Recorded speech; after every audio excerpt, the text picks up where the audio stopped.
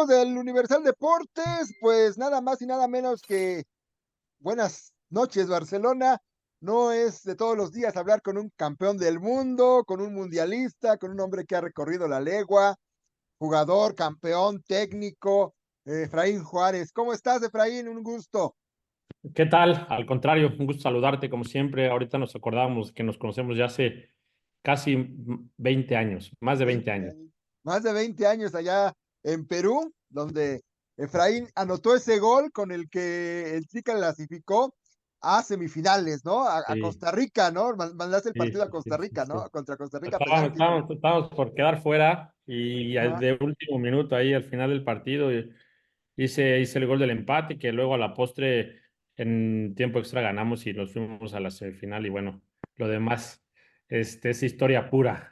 Exactamente. Me acuerdo que me platicabas que en la concentración les puso Chucho Ramírez una película esa de motivación, de ganar al último minuto, no sé si de Rocky, y acabando les dijo, no, no quiero más drama de ese tipo, ¿no? No, nos ponían en cada partido para hacer tipo de todo tipo, ¿no? Desde hasta grupo hasta estar tranquilos antes de los partidos, una película antes de cada partido. Entonces todos íbamos a ver las películas, estábamos ahí y ponía diferentes tipos de películas motivacionales, desde Rocky hasta ya te imaginarás, ¿no? Todas, obviamente, de acuerdo al fútbol, no necesariamente de fútbol, pero más allá de todas, de acuerdo al deporte. Y una de esas, justo en el Mundial, en el partido antes de Costa Rica, puso una dramática, de esas de que del último minuto hacen el gol del empate, muy parecido a lo que sucedió en el partido contra Costa Rica. Y al final le dice Chucho al otro día, un día después, 2 días después, dice, ya no voy a poner películas que sean dramáticas. Quiero que el final sea un poquito más tranquilo y más fácil. Oye, Efraín, han pasado ya 20 años de aquel suceso. ¿Cambió para bien el fútbol mexicano gracias a ese mundial, a ese campeonato? Tu generación, estuvo señalada, marcada.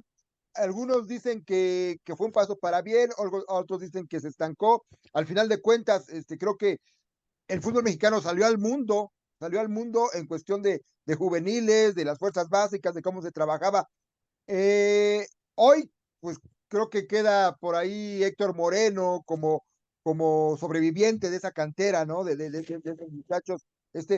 ¿Cómo los ha tratado a ti, a los campeones del mundo, el fútbol mexicano, la historia? ¿Cómo van a quedar ustedes en ese sentido? No, no, a ver, claro que cambia la historia del fútbol mexicano. Quitando la Copa Confederaciones hasta ese momento que se había ganado en México, no me acuerdo qué año, pero la de Noventa y Manolo, nueve, noventa y la de nueve. 99, pues el segundo título más importante de la historia del fútbol mexicano hasta ese momento era el Sub-17 que a la postre eh, eh, tenemos éxitos a nivel internacional, desde los Olímpicos, medalla de oro, medalla de bronce, hasta el siguiente, hasta el otro también Mundial Sub-17. Pero la realidad es que claro que cambia el fútbol mexicano. No hay que olvidar que esas generaciones de niños previos a nosotros crecieron viendo a México campeón del mundo. Es como si hoy mi hijo de 8 o 9 años prende la tele y en 2 años que esté jugando el Mundial México en casa en el 2026 ve a México campeón del mundo. Claro que crecen esas generaciones, claro que son empapadas, claro que lo hacen ver normal, claro que lo hace en ver posible. Y con eso creció y a la postre, bueno, el fútbol mexicano tuvo ese o ha tenido ese auge, no gracias a eso, pero claro que las generaciones que siguieron, pues vieron, no fue nada imposible, ¿no? Se demostró que no era nada imposible. Y bueno, hasta el momento, si podemos decir, el fútbol mexicano ha tenido un poquito, más allá de un estancamiento, no creo que sea un estancamiento, ha tenido cambios que a mi parecer no han mejorado esa estructura que se ha venido desde hace mucho tiempo y que a la postre hoy pues, estamos cargando muchas situaciones, tanto desde selección mayor hasta selecciones menores, ¿no? No calificamos a las Olimpiadas este año, no fuimos al Mundial Sub-20 este año, o al Sub-17, no me acuerdo. La realidad es que las últimas generaciones, pero no quiere decir solo que se hayan hecho malas cosas o que solo sea culpa de los jugadores o del entrenador. Me parece que hoy el fútbol mexicano está pasando por un momento complicado desde el nivel de estructura tanto de la liga, hasta que eso repercute en consecuencias a las selecciones menores y por consecuencia a la selección mayor. Ya tocas el punto, Efraín. Has estado fuera del país bastante tiempo en tu trabajo como auxiliar técnico, preparándote. Efraín, ¿cómo se ven las cosas desde fuera? ¿Cómo se ve el que no se haya pasado de la primera ronda en el Mundial del 2022 en Qatar? Primera vez en mucho tiempo que no sucedía eso. Ya lo has dicho, hay un cambio, no se clasifica a Olímpico, no se clasifica a los mundiales, llega un nuevo presidente, un nuevo comisionado, se trae a Diego Coca, sale Diego Coca después de la goleada ante Estados Unidos, llega el Jimmy, se va el Jimmy, hoy regresa Javier Aguirre. Desde fuera, Efraín, dices, ¿qué está pasando? ¿Yo no los dejé así? ¿O es algo que se tenía que dar una renovación? No sé cómo lo puedas hablar de eso. A ver, la realidad es que todo tiene un porqué y todo es consecuencia de acciones que se han venido tomando dentro del fútbol mexicano a lo largo de los últimos años, desde no tener descenso y ascenso. Eso, para empezar, es imposible explicarlo aquí en Europa. O sea, de verdad, hoy hasta en un punto me preguntan que por qué mi liga o por qué mi fútbol no tiene ascenso y descenso. No, no sé explicar. Me da hasta un poquito hasta vergüenza, ¿no? Saber que eso no existe, porque la realidad es, no hay que olvidar que esto es un juego y esto es una competencia. Aquí ganas, pierdes o empates partidos y cada resultado tiene consecuencias a favor o en contra. Si ganas, obviamente, pues eres el mejor ese día o de ese partido, y si pierdes, pues eres el peor de ese partido, esa es la realidad, ¿no? Y la competencia hace que crezca todo mundo, no, voy a empezar desde arriba, ¿no? Desde directivos, desde clubes, desde entrenadores, auxiliares, preparadores físicos, jugadores, fuerzas básicas. Es directo. Y si no hay competencia desde el inicio, si tú las reglas desde un principio dices, a ver, señores, aquí no importa si quedas último, si quedas primero o campeón de una liga abajo de la primera división, que hoy por hoy es la segunda división. No importa, porque hagas lo que hagas, ni vas a ser castigado por hacer mal las cosas, porque la realidad es que si terminas último en la liga, es que como club hiciste mal las cosas, como técnico hiciste mal las cosas, como jugador hiciste mal las cosas, y eso no está castigado. Me parece que ahí hay un signo o el mensaje está mal dado. Y luego, estás en segunda división y haces bien las cosas, tu club inviertes, haces todo lo posible para salir campeón y no hay un premio, la competencia de una, sí, yo solo de inicio se acaba. Y si no hay competencia, pues no hay progreso, hay una mediocridad. Y entonces luego vienen millones de consecuencias a base de eso, pues las fuerzas básicas o los jugadores jóvenes no son tomados en cuenta, hay más extranjeros, hay menos calidad en los extranjeros, estamos llenos de técnicos extranjeros, que hay muchos que vienen a aportar, muchísimos, y hay que aprenderles mucho, y hay muchos que la verdad es que tampoco, que no vienen a aportar. Es así. Hay poca oportunidad para el mexicano, tanto entrenadores como jugador. Va a ser muchas consecuencias porque no hay competencia. Da igual si traes tres extranjeros malos, porque al siguiente año se van y traes otros tres extranjeros y no hay ningún tipo de castigo o consecuencia porque no hay ascenso ni descenso. Entonces, entendiendo eso, pues de ahí es un efecto dominó, ¿no? Que repercute a selecciones menores, a selección mayor, y de ahí en fuera, bueno, tenemos los resultados que hemos tenido los últimos años. Y hoy, bueno, me parece que lo más sensato para el fútbol mexicano y una de las decisiones más Me parece que en los últimos tiempos, después de escuchar de escuchar todo lo que creemos que se ha hecho mal en los últimos años, lo más sensato me parece es traer al técnico más importante en la historia de este país, que es Javier Aguirre, para poder representarnos dignamente en un mundial, que es en casa, que somos anfitriones y que tenemos que hacer un buen papel sí o sí. Esa es una realidad. Y me parece que no hay mejor eh, embajador o técnico en este momento mexicano que pueda hacer esa labor o ese trabajo como es Javier Aguirre. Eh, ahorita ahondaremos en la cuestión de Javier, alguien que te dirigió, que te llevó al Mundial. Oye, pero también la inclusión de Rafa, el estar como su segundo al mando, también es algo que da esperanza, que dices, bueno, por ahí se puede remediar un poquito la cosa, se piensa futuro, aunque hablar de futuro aquí en el fútbol mexicano es complicado. Lo de Rafa también lo ves positivo, el que esté al lado del Vasco.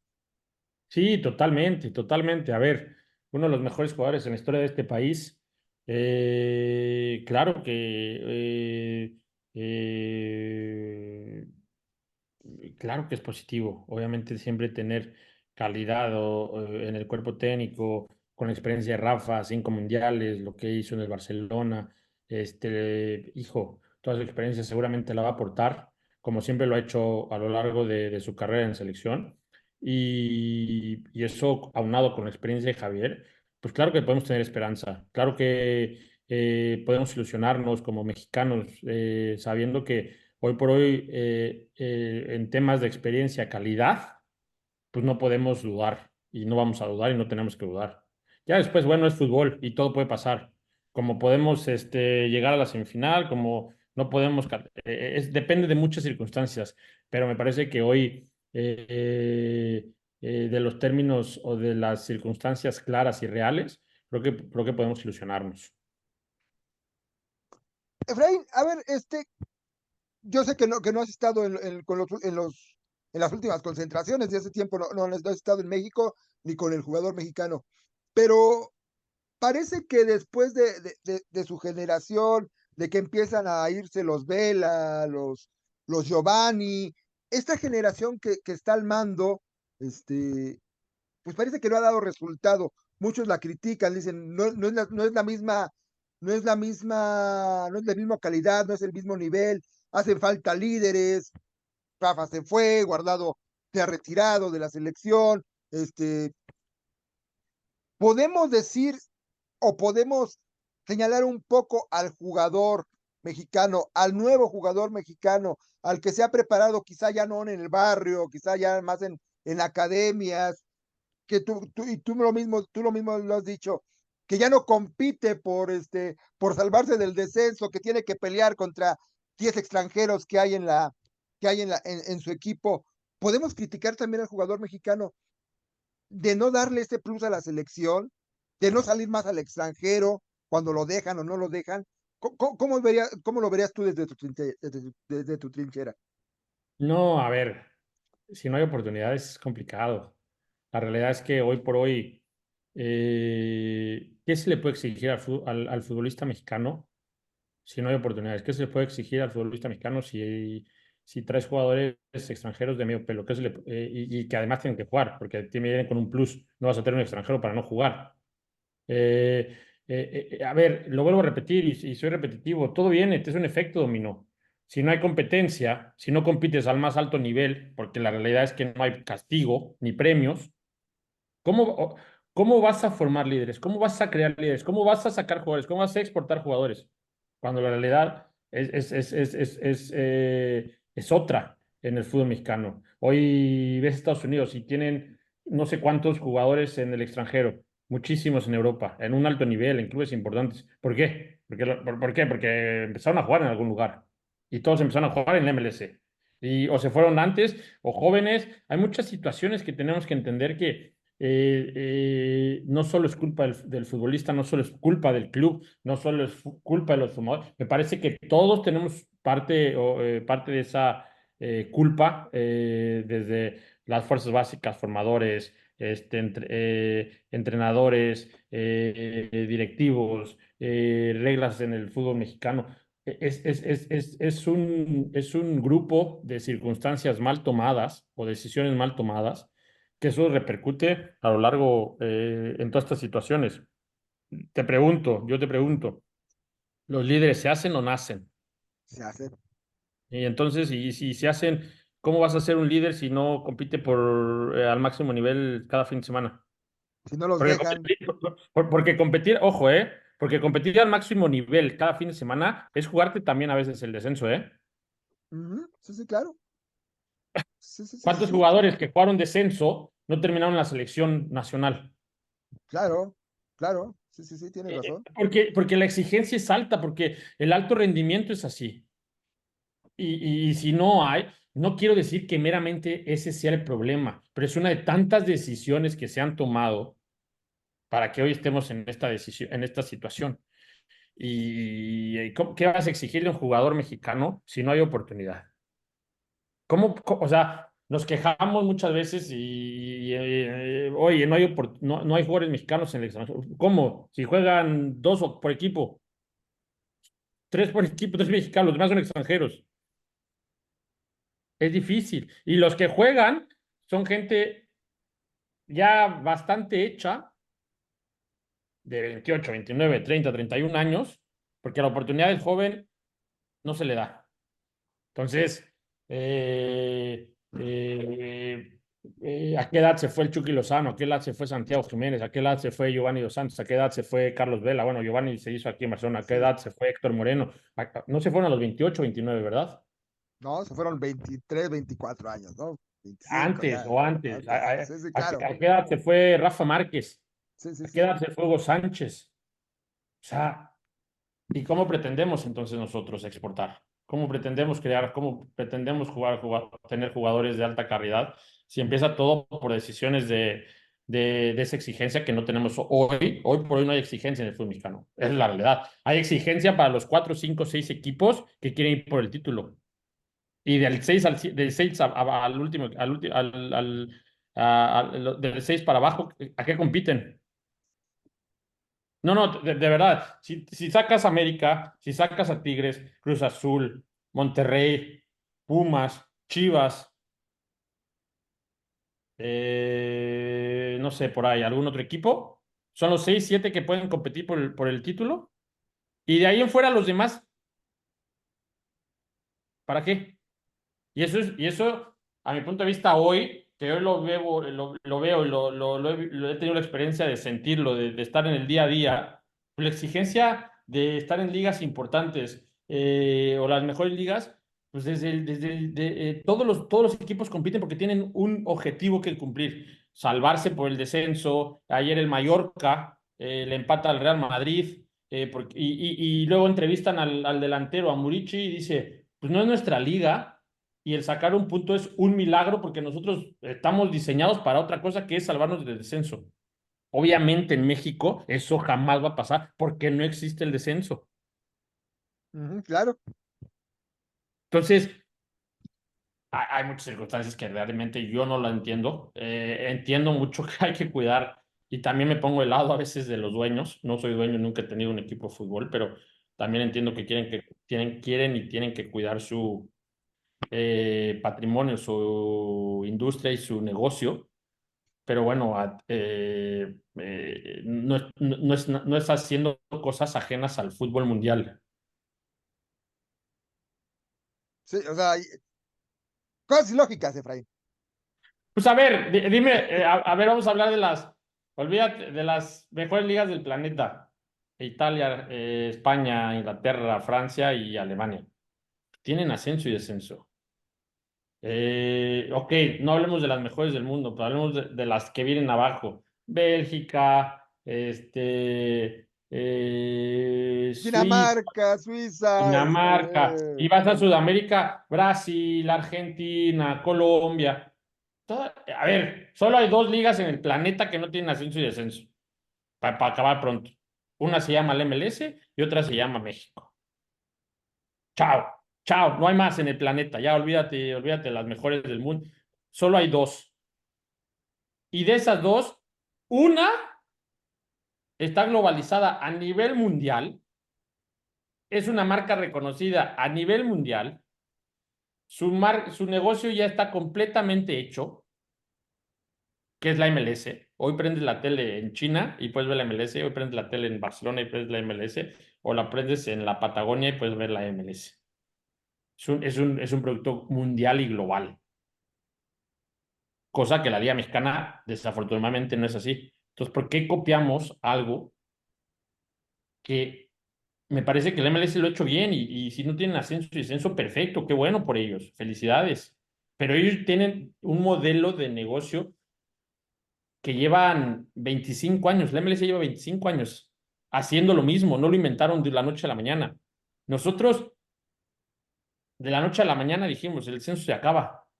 ¿Por qué? ¿Cuál es la razón? No lo entiendo. Pero bueno, me estoy metiendo mucho en ese tema, pero la realidad es que me lo preguntaste y sí, es muy difícil explicar en Europa por qué no hay descenso o ascenso en la primera división. Sí, y supongo que sí, que ha de ser complicado tratar No, de no, pues me defender, preguntan y le digo, no tengo de defender palabras. tu alma mater, de defender de donde saliste, y tratar de explicar cuestiones que allá en Europa, pues a lo mejor no las entienden o no saben el contexto con el que se ha Ni yo mismo, creado ¿eh? el No, juego de no, no, acá, ni ¿no? yo mismo, me encantaría saberlo, ni yo mismo, o sea, si hoy me preguntan, no sé por qué, no lo sé, o sea, no tengo una explicación, pero bueno, son temas que no me corresponden muchísimo. Oye, Brian, volviendo al tema del Vasco, tú lo tuviste como técnico en selección. eh, ¿Qué va a dar el Vasco? Ya sabemos, es un tipo que va de frente, que imbuye garra, que es muy directo, pero más allá de eso, ¿y cómo, y en 2 años, cómo puede rescatar este barco que ya está con una velita nada más allí arriba del océano? ¿Qué le puede dar el Vasco a la selección mexicana? A ver, me parece que hemos encasillado muchísimo al Vasco en que es un tipo que solo juega con garra y lucha y motivador. A ver, el Vasco, no te olvides que a mí me tocó en el Mundial del 2010 y el proceso desde que llegó. Y pues el equipo jugaba bien al fútbol, ¿eh? O sea, jugábamos en un Ujú. 4-3 ofensivo, extremos abiertos, hacíamos bien las cosas, teníamos salida de pelota. O sea, luego el Vasco obviamente viene a pelear descensos, un par de descensos a España y eso a lo mejor hace que catalogues al club o perdón, o al técnico en un solo sentido de que solo es motivador o que no, no, no. Me parece que el Vasco es un tipo completo, entiende fútbol, lleva años totalmente no tendría los años que tuvo aquí en Europa, en la mejor liga, una de las mejores ligas del planeta. Si no fuera bueno, si solo fuera motivador, o si, la realidad es que el Vasco sabe y no hay que encasillarlo de que solo es eso, ¿no? Hoy hay que adaptarse como técnico, siempre tienes que adaptarte, ¿no? Entonces, si vas a pelear el descenso, no vas a pretender jugar bien al fútbol muchas veces, es parte de, me parece, pero hay que entender cuáles son tus debilidades y cuáles son tus cualidades. Y me parece que el Vasco en ese aspecto lo tiene muy, muy claro, pero si entendemos y recordamos, la selección del 2002 por momentos jugaba bien al fútbol y la selección del 2010 jugaba muy bien al fútbol, muy bien al fútbol, con el Vasco de técnico, o sea, depende de lo que tengas. Entonces me parece que va a ir a México, va a venir a México a aportar toda su experiencia. Eh, no hay que olvidar que hace 3, 4 meses estaba en la final de la Copa del Rey.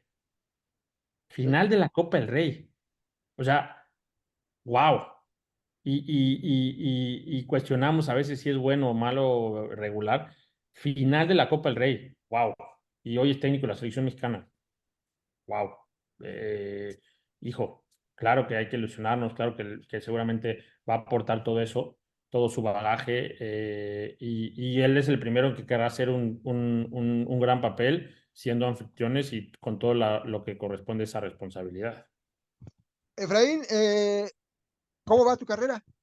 Lo último que supimos, estabas de auxiliar técnico en De Bélgica, Brujas, de Brujas. En el Brujas, salen de ahí y ahora, pues preparándote con la intención, no sé, de ya tomar un equipo, no sé, seguir de auxiliar. ¿Cómo va tu formación? No, bueno, salimos este último año del Brujas, una gran experiencia, un equipo Champions League, un equipo plagado de figuras, vendedor. Nos tocó la fortuna de estar o desarrollar dos o tres jugadores que hoy uno juega en la Premier League, el fichaje más caro en la historia de ese club, en el Brentford, vendimos un brasileño por 40 millones.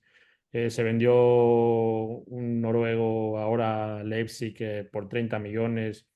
Es un club gigante, es un club gigante, Champions League.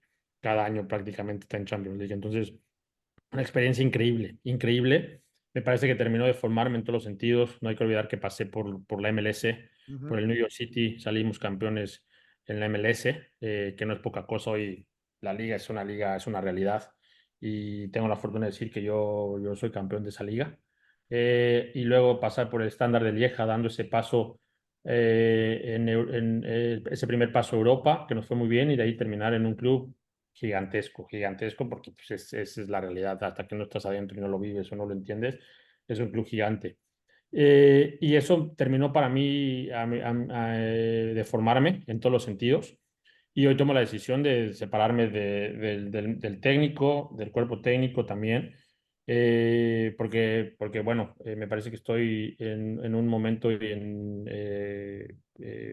grato en mi carrera, con toda la experiencia, siguiéndome formando, queriendo seguirme formando como entrenador, pero esperando ya la oportunidad para dar ese paso. Y hoy estoy en eso, preparándome, pero ya con la realidad de que he tenido la oportunidad de seguir como auxiliar con él, oportunidades de seguir o de ser auxiliar en otras latitudes, en otros equipos, quedarme de institucional en el Brujas también. Ujú. Y bueno, son decisiones que uno toma, como siempre las he tomado, lo tomé de jugador, a lo mejor son riesgos, pero hoy puedo decir que todos esos riesgos que tomé de jugador me fue muy bien por la carrera que hice, por la carrera que tuve, y lo estoy haciendo hoy también ya de entrenador. Quiero dar el paso, estoy convencido de que se va a presentar una oportunidad y sé que estoy preparado al 100%. Eh, ¿cómo es el mercado? Bueno, tú ya supongo que tienes un cierto bagaje, una cierta ventaja por estar ya trabajando años en Europa, contactos, etcétera, etcétera. Pero para el técnico mexicano, que también le criticamos mucho que no salgan tanto al extranjero, más allá de, de Javier Aguirre y de algunos casos en Centroamérica. ¿Cómo está el mercado o cómo está la cuestión para que un técnico mexicano se arriesgue para ir al extranjero, Efraín? Es una gran pregunta. A mi parecer no es decisión del técnico, del Ujú, técnico mexicano o del técnico, es decisión de los clubes. Y hoy por hoy los clubes no confían en el técnico mexicano. Es la realidad. Eh, pero más allá del técnico mexicano, el técnico sudamericano, hoy hace 2 años, un año no muy lejos, el mejor técnico a nivel Sudamérica o continente americano se llamaba Gallardo, se llama sí, Gallardo. sí. ¿Sabes cuántas oportunidades tuvo en Europa de ir a dirigir Europa? Según esto, cero. Aunque decíamos que había decía la prensa que había muchas ofertas, pero al final no se concretó nada, ¿no? No, no, a ver, si hubiera tenido, se hubiera ido. Fue a Arabia Saudita, le fue mal y regresa hoy a River. Sí, sí. Ese es el panorama, esa es la realidad. O sea, no hay que ser tampoco eh, eruditos para entender eso. Si se hablaba del Barcelona, del Bayern Múnich, de clubes potentes por él, salvo que hay algo que yo no entiendo, que yo no sepa, pero en la lógica, ¿por qué termina en Arabia Saudita? Pero bueno, entendiendo que ha hecho muy bien las cosas, porque salió campeón de Libertadores, la Liga en Argentina. A ver, no se cuestiona como jugador, pero perdón, como entrenador, Ujú. pero sí te pongo esos parámetros. Si él no tuvo, o parece que no tuvo oportunidades Es difícil no solo para el mexicano, sino para todo el técnico sudamericano. Muy complicado. Europa es complicado, aún estando aquí, es complicado. Eh, Porque la realidad es que los clubes hoy no toman riesgos en gente que no conocen, y en gente que no conoce la cultura europea, pero ya no solo europea de los clubes. Hoy lidias con 10 15 nacionalidades por equipo. Hoy tienes que hablar 3 4 idiomas, lo básico, el inglés, luego el idioma del país, luego español, luego italiano, francés. Es un tema integral que es complicado que los clubes europeos confíen en el técnico del continente americano. Perfecto. Pues muy bien. Pues Efraín, muchas gracias por estos minutos que nos has regalado. La verdad, sorprendidos por tu avance, por tu cultura, por todo lo que nos has platicado y nos da mucho gusto. Nos da mucho gusto que un futbolista que conocimos de 17 años esté a estas alturas y que sigas avanzando, Efraín. Muchísimas gracias. Al contrario, un gusto como siempre. Bueno, pues cuídate mucho y ahí te estaremos dando lata y esperando que llegue el anuncio de tu nuevo club. Primeramente Dios, primeramente Dios.